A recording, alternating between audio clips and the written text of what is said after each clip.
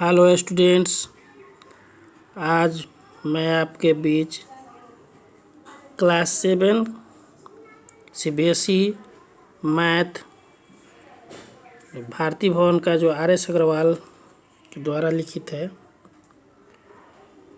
उसका सॉल्यूशन प्रत्येक क्वेश्चंस का लेकर के आया हूँ।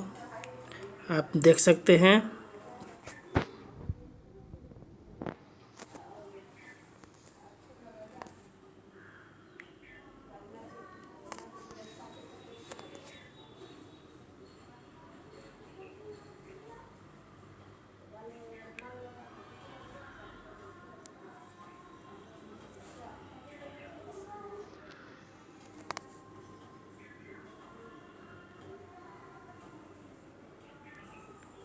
आप देख सकते हैं क्वेश्चन नंबर 4 से लेकर 11 तक।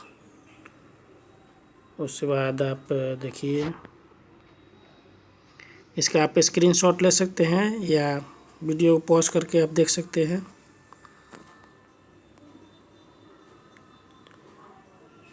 अगला क्वेश्चन जो है 12 से लेकर 20 तक।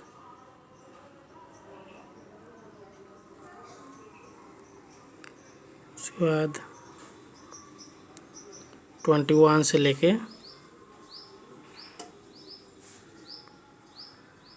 24 तक, जिसमें से 90 और 20 क्वेश्चंस को फिर से रिपीट किया गया है, दूसरे मेथड से बनाया गया है। आप इसको अच्छे से देख सकते हैं।